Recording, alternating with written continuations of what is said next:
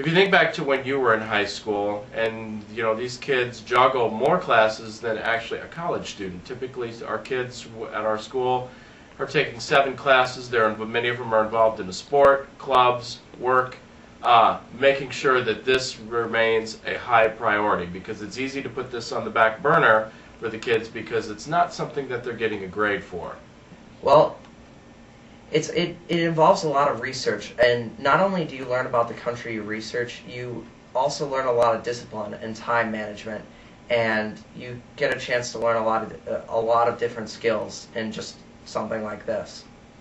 To see all the conditions going on with every single country we did, because I did research on every country, not just my country, the things that's going on, and the things how we connect together, and how we all got some of the same issues going on, and we all got a little bit that we can help each other with. I remember very well last year Darius Pittman, doing an excellent job, and I learned so much from him that year that I actually based a lot of my speech this year on things that I learned from him.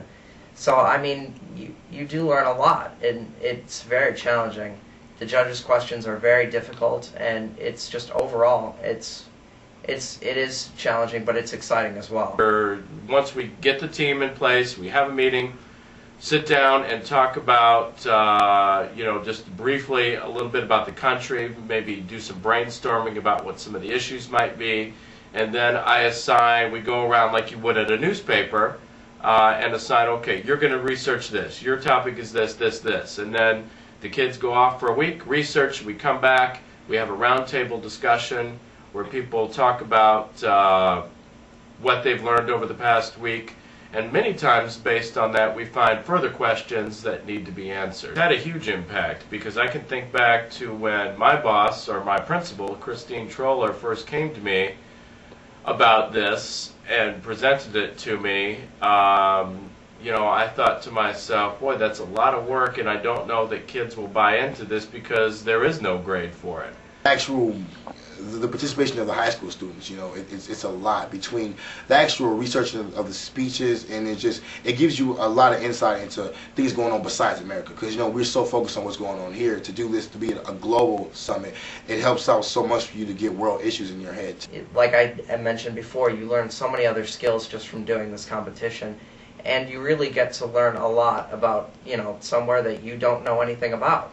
You start off knowing very little about, the only thing I knew about Italy when I first started is that I liked Italian food and that the Pope was there.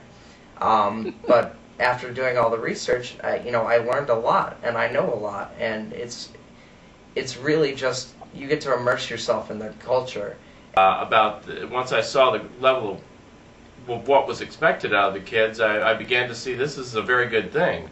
And then last year, when we won first, it was a marquee event at our school. It was huge. They even had an academic assembly, the first ever in North Boone history, to celebrate this victory.